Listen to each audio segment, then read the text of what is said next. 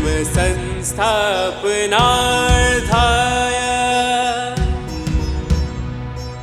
संभवामि युगे युगे संभवामि युगे युगे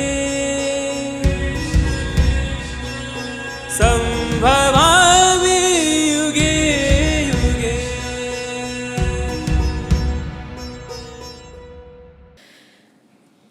गुणात्मक रूप से चौथे और पांचवें श्लोक के अंदर तुम्हें बताया गया कि कौन कौन से गुण तुम्हें विकसित करने। अब तुम्हारे शरीर की रचना ही मैंने ऐसे की है, अब ईश्वर बड़े मजे की बात करेंगे, तुम्हारे शरीर की रचना ही मैंने इस तरह से की है, 25 विभूतियां जो आ रही है वो मेरा दर्शन करने के लिए पैदा हुई है। इसीलिए मनुष्य का जन्म उत्तम से उत्तम जन्म कहा जाता है, क्योंकि केवल मनुष्य के शरीर की रचना मैंने ऐसे की है कि जो मेरे स्वरूप का दर्शन कर सके। समझो एक जिसकी आंख नहीं है, ऐसा कोई प्राणी है और उसको ये सारे गुण मिल जाए, सारे के सारे गुण मिल जाए, लेकिन चूंकि आंखें नहीं है तो वो किसी चीज का दर्शन कर पाएंगे? सवाल ही नहीं उठता दर्शन किसी चीज का। इसी प्रकार मनुष्य को अंदर ये 20 के 20 चीजें यदि जागृत हो जाए तो बाकी 25 एड ऑन इंसेंटिव्स तो मैंने खुद ने दिए हैं तुम्हें। वो 25 की बात चौथे और पांचवें में गुणात्मक रचना आई, गुणात्मक बातें, और अब सारी बातें आएंगी रचनात्मक, कि मैंने मनुष्य का देह बनाया ही ऐसा है कि यदि तू ये 20 चीजें ले आ, कौन सी 20? बुद्धि से लेकर यश अयश तक की, ये तुम ले आओ तो बाकी के 25 तो मैंने तुम्हें दिए हैं। यू बिकम एलिजिबल फॉर विश्वरूप दर्शन। यानी 45 में एक्चुअल काम करने के कौन से हैं? 20। 25 को तो खाली जानना है, और जानना भी कैसे वो भी आएगा। नेक्स्ट पर आ जाए, छठा।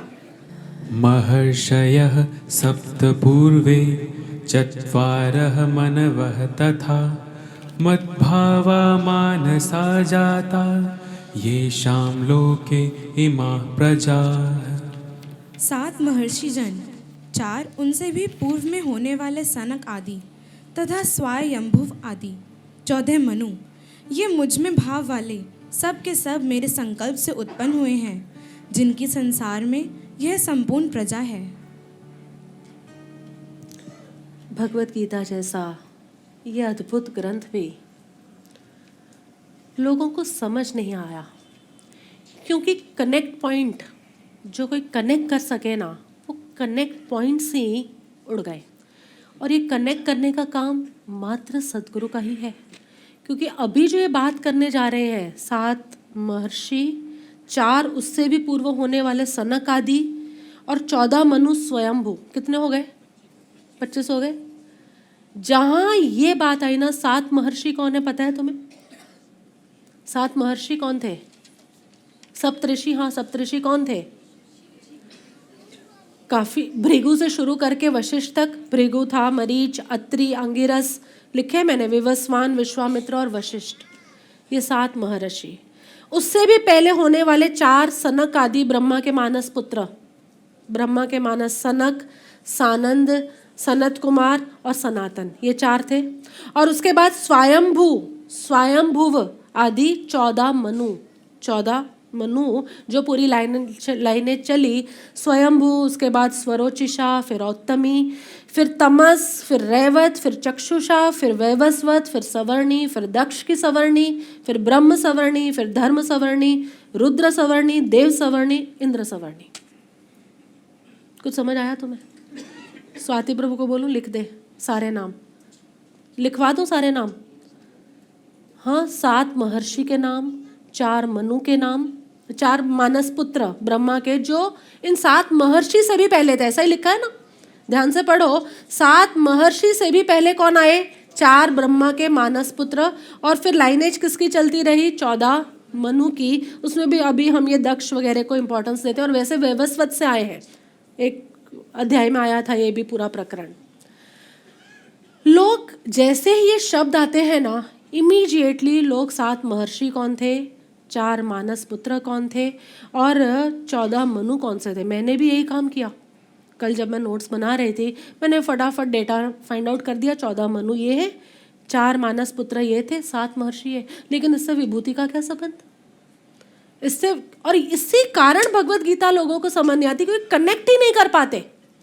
अब वो 14 मनु अब अपने को लगता है होंगे नहीं होंगे, मतलब रियल है, डिफाइंड है, इल्यूजनरी है, इमेजिनरी है, क्या है समझ ही नहीं आता अपने आप को, कोई कनेक्ट ही नहीं कर पाता। लेकिन ये 25 किसकी बातें कर रहे हैं? 7 महर्षि। महर्षि कौन होता है? खूब ज्ञान जिसके पास एकत्रित है, खूब अनुभवात्मक ज्ञान, खाली ज्ञान नहीं, अनुभव में आया हुआ ज्ञान जिसके पास, ऐसे 7 ही महर्षि हुए। बताओ, इतने बड़े ब्रह्मांड में ओनली 7 महर्षि। कनेक्ट करना पड़ेगा, और जिसने जाना है ना वही कनेक्ट कर पाएगा। महर्षि यानी अनुभवात्मक ज्ञान जो तुम्हारे 7 चक्रों पर पड़ा हुआ है। 7 महर्षि वो है, क्योंकि तुम्हें विभूति तुम्हें दिखानी है कि वो उनको अंगिरस और अत्रि और मरीचि और वशिष्ठ को विभूति दिखानी है। विभूति तुमने देखनी है, विश्वरूप दर्शन तुमने देखना है। तो इस विश्वरूप दर्शन के अंदर सबसे पहले कहा 7 महर्षि। तुम्हारे शरीर में मैंने 7 महर्षि रखे हैं। कौन से महर्षि? मूलाधार चक्र पर तुम्हारी भय संज्ञा, मैथुन संज्ञा। भय करना भी है तो मार्गानुसारी में क्या आया था? किससे डरना है? पाप भीरु, पाप से डरना है। तो भय बेकार है ऐसा नहीं है, लेकिन भय किससे करना है? पाप से। उसके बाद उसके ऊपर मूलाधार के ऊपर चढ़ोगे तो स्वाधिष्ठान, परिग्रह। परिग्रह करना है तो किसका करना है? अभी शुभ भावों का, अच्छे भावों का, नित्य के प्रति की आस्था का। उसके ऊपर आहार, आहार करना भी है तो सद्गुरु के वचन के स्वाद का, उस आनंद का आहार। उसके ऊपर चढ़ो तो अनाहत, कामना करनी भी है तो किसकी? विश्वरूप दर्शन की। एक कामना रह गई, विश्वरूप दर्शन। जितना कुछ भी है ना, तुम्हारा जितना भी काम का ज्ञान है या बेकार ज्ञान है, सारा का सारा ज्ञान इन 7 महर्षियों के पास है। कौन है ये 7 महर्षि? 7 चक्र। ये तो मैंने तुम्हें दे ही दिए, दिए कि नहीं?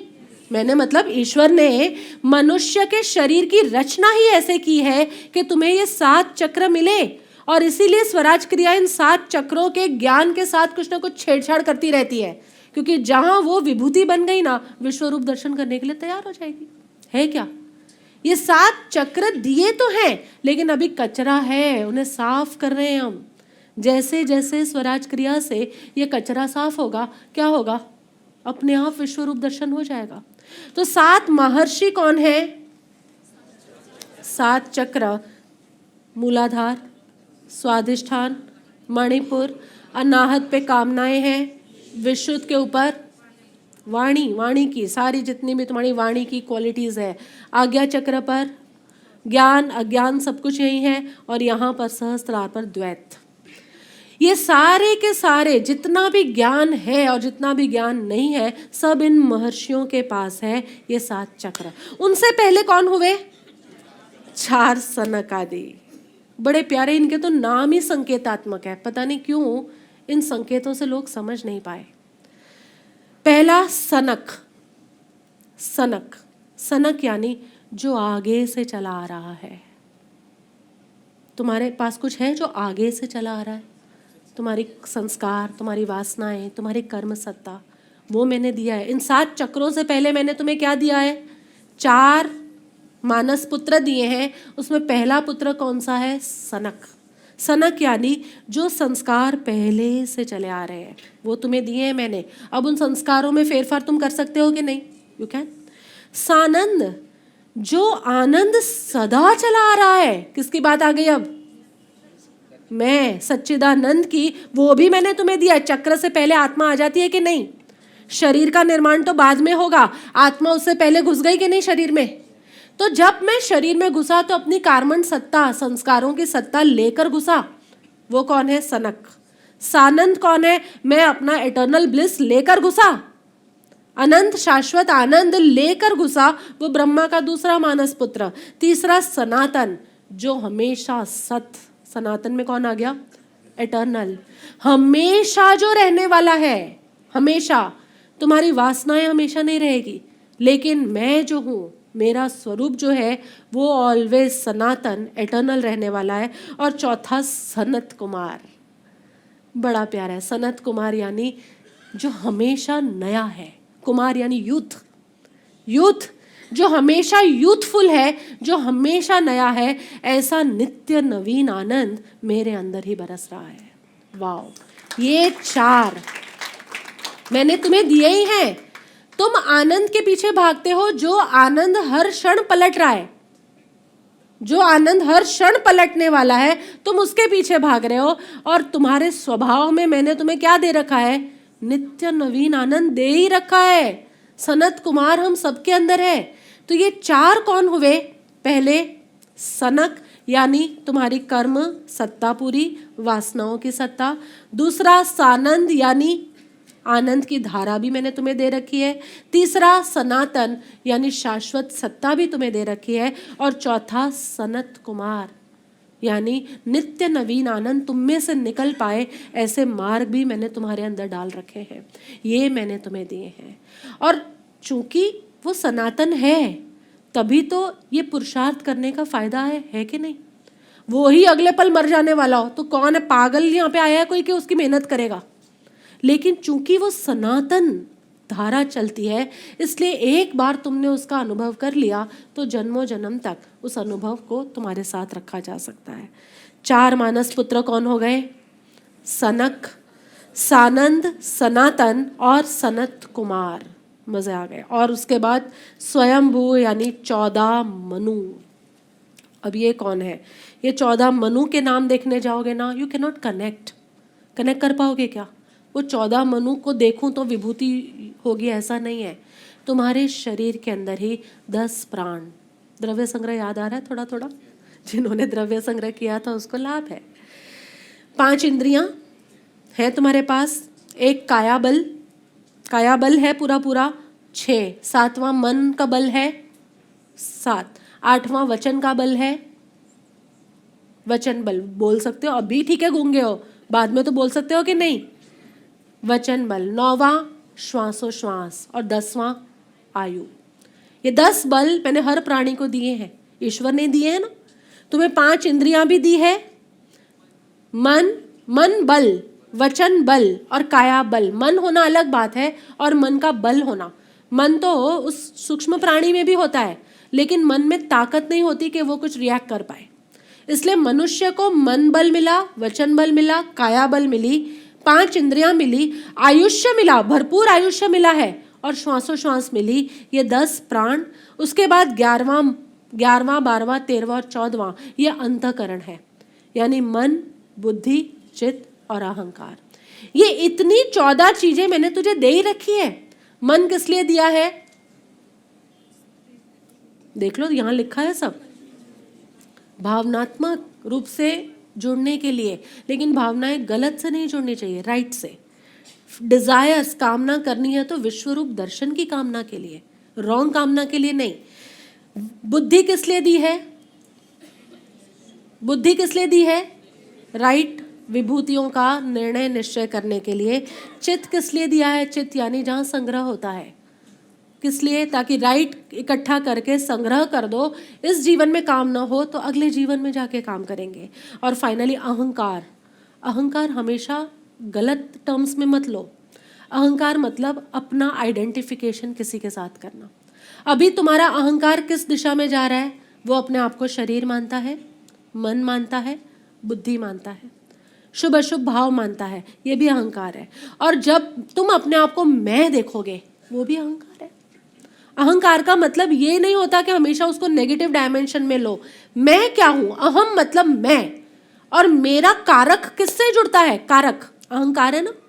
मेरा कारक किससे जुड़ रहा है? वो अहंकार हो गया। शरीर से जुड़ा नेगेटिव अहंकार, स्वयं से जुड़ा पॉजिटिव, तुम जो हो उसके साथ संबंध जोड़ दिया। तो ये हो गए तुम्हारे 14 मनु। इसके अंदर 5 इंद्रियां, मन बल, वचन बल, काया बल 8 हुए, 9वां श्वासोश्वास, 10वां आयुष्य, और उसके बाद मन, बुद्धि, चित्त और अहंकार। ये इतने साधन तो मैंने ही तुझे दिए। ये दिए हैं कि नहीं दिए? ये 25 के 25 साधन, 25 में पहले 7 चक्र आ गए, ईश्वर ने तुम्हें दिए हैं। ये सारा कुछ समेट के रखते हैं तुम्हारे भीतर, ज्ञान भी, अज्ञान भी, भ्रांति भी। तो हमें तो अज्ञान और भ्रांति को हटाना है और ज्ञान को विकसित करना है। उसके बाद आए 4 मानस पुत्र और उसके बाद आए 14 मनु। ये सारे के सारे मैंने तुझे दे रखे हैं 25 विभूति। जो पुरुष, नेक्स्ट ले लेती हूँ मैं ही फटाफट, 7वां श्लोक, जो पुरुष मेरी इस परम ऐश्वर्य रूप विभूति को और योग शक्ति को तत्व से जानता है, तत्व से, अगेन 7 महर्षि को उनके नाम से नहीं जानना, 14 मनु को वो कौन कौन से युग युगांतर में आए उससे नहीं जानना, तत्व से, symbolically how it connects to you. जब तुम इससे जानते हो वह निश्चल भक्ति योग से युक्त हो जाता है, इसमें कुछ भी संशय नहीं है। और जो भक्ति योग से युक्त हुआ वो ईश्वर का दर्शन करता है। बड़ी मजेदार रही आज की ये 45 विभूति की यात्रा। कार्य करना कहाँ है तुम्हें? 4 और 5वीं श्लोक के अंदर, 19 के अंदर। बाकी कार्य तुम्हें वैसे स्वराज क्रिया के माध्यम से 7 चक्रों में हो रहा है, सत्संगों के माध्यम से 14 मनु के मन बुद्धि चित्त अहंकार में भी कार्य हो रहा है। बेसिकली तुम्हें कहाँ करना है वो है पहले 4 और 5वें श्लोक से। हर जगह में तू समाया है, हर दिशा में तू नुमाया है, सुबह में तेरी शाम में तेरा जिक्र है, तेरा साया है, मेरा हाथ जो तू थाम ले, फिर जहाँ का करना है क्या।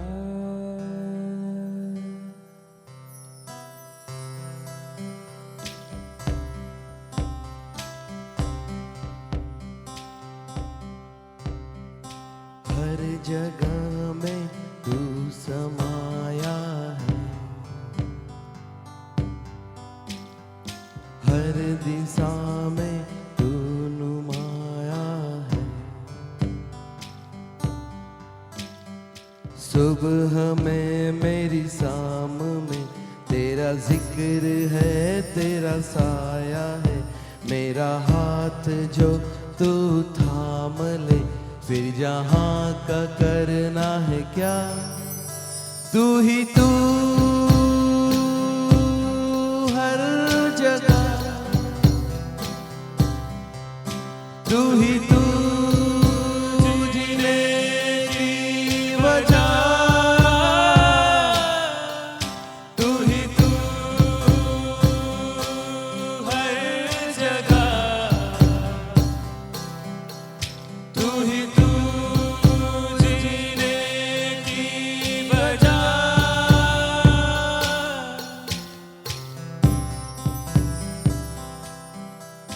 तू रोशनी, तू ही चांदनी, तू ही रोशनी, तू ही चांदनी, तू ही पेड़ है, तू ही छाँव भी, तू ही रास्ता, तू ही सफर, जहाँ पहुँचना वो गाँव भी, तू ही रास्ता, तू ही सफर, जहाँ पहुँचना वो गाँव भी, मेरा हाथ जो तू थाम ले, फिर जहाँ का करना है क्या। तू ही तू हर जगह, तू ही तू